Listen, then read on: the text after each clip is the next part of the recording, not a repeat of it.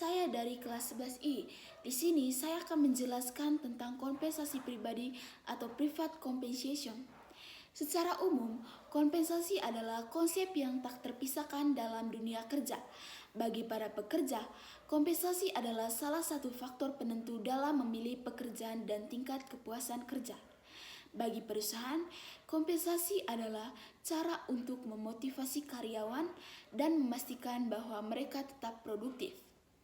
Kompensasi secara umum memiliki beberapa manfaat, di antaranya yang pertama adalah memotivasi karyawan, yang kedua menarik dan mempertahankan karyawan yang berkualitas, yang ketiga mengimbangi kehidupan kerja dan kehidupan pribadi, yang keempat meningkatkan semangat kerja karyawan, yang kelima memenuhi kebutuhan ekonomi pegawai, yang keenam menunjukkan bahwa organisasi mengalami kemajuan, yang ketujuh memberikan jaminan ekonomi security bagi para pegawai, yang kedelapan mendorong agar pegawai lebih baik dan lebih giat. Ada beberapa materi yang saya dapat tentang kompensasi pribadi.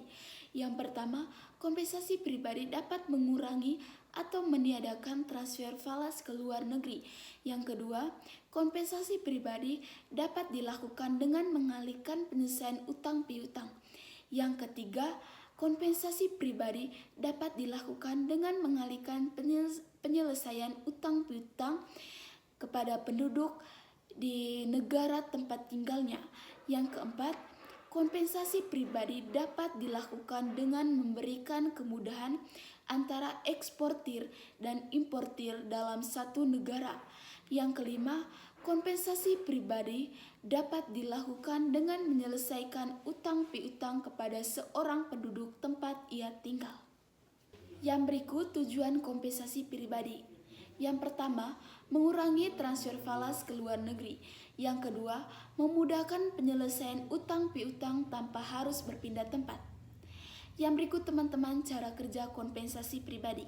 Yang pertama, satu orang membayar utangnya kepada orang lain dari negara lain. Yang kedua, orang lain itu menerima piutang dari orang ketiga dari negara lain. Itu saja dari saya. Sekian dan terima kasih.